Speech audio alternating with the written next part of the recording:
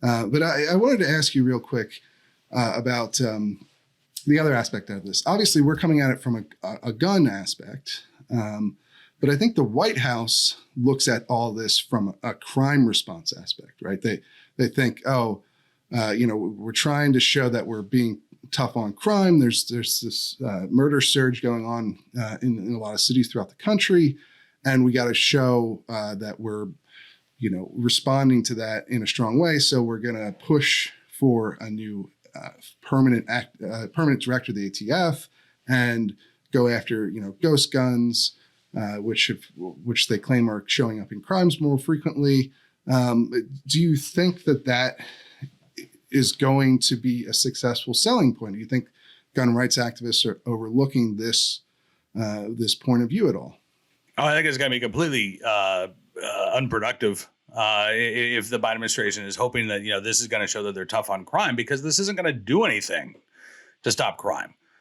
First of all, the earliest this rule would take effect would be August.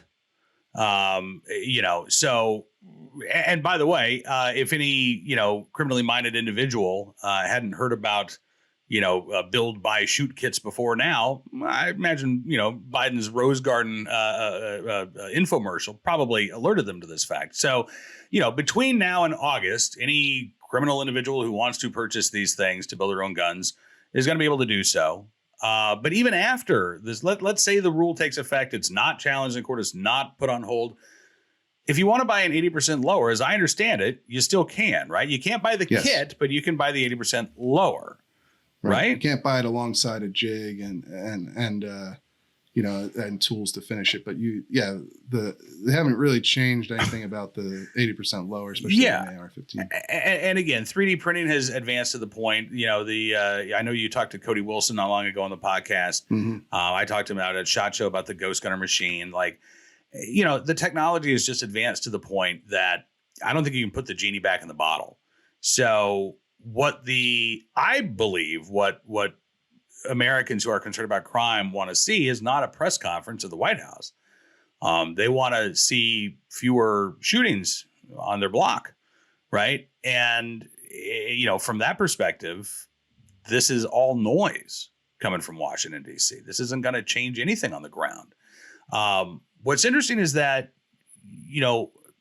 there are steps that cities are taking right now that don't involve passing new laws, that don't involve, millions of dollars in new funding, and really don't offer much space for a politician to get involved. Like Dallas, Texas, when they decided to start looking at, where shootings are taking place, they figured out it was something like they kind of laid this microgrid of a grid pattern over the city. And they found that something like in 151 of the 100,000 microgrids, they were seeing, it was like an ungodly number of crimes, like 60 or 70% of the shootings were happening in, less than 1% of the city.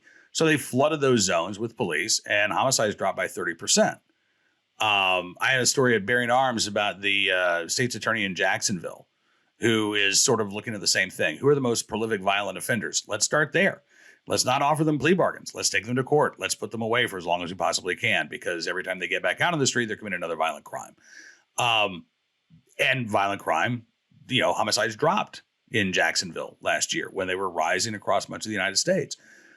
This isn't rocket science, but it's also, again, there's not much space for pure politics. And that's what I think ultimately, you're right. This is Biden's crime response, but it is a political response, because I think the White House views all of these things as political problems, which is why it's so tone deaf, because they don't understand that if you live in a bad neighborhood, this isn't a political problem. This is a personal problem.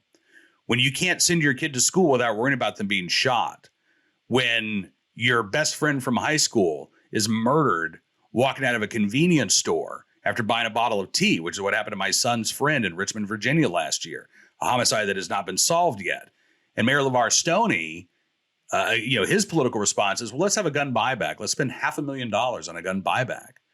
I can tell you the people in Richmond, Virginia are not satisfied with that. And I don't think that Americans who are concerned about crime are going to be satisfied with Steve Dettelbach becoming the ATF director. or even being nominated, or a new rule that says you can't buy a DIY gun kit. Instead, you got to buy those components separately. Like, that's such a, can I say BS? Can I say like the whole thing on this podcast? Sure. Okay. We had a curse word last week. So okay, good. But it is a bullshit response to something. Again, look, 2 weeks ago, I lost a son. And it wasn't due to a crime of violence. It was not gun involved, but I now know what it feels like to lose a child. So I can imagine, I can put myself in the shoes of a parent in Chicago or in Philadelphia or New York or Orlando, wherever. And I can imagine what it's like to lose a child in that circumstance. And the idea that I would be satisfied with the president saying, okay, we're going after ghost guns or universal background checks or any of the other bullshit gun laws that are about serving politicians and not protecting the public is absurd. I don't know that every crime victim feels that way, but I just don't believe that this is going to have any appreciable impact on Democrats' political fortunes between now and the midterms.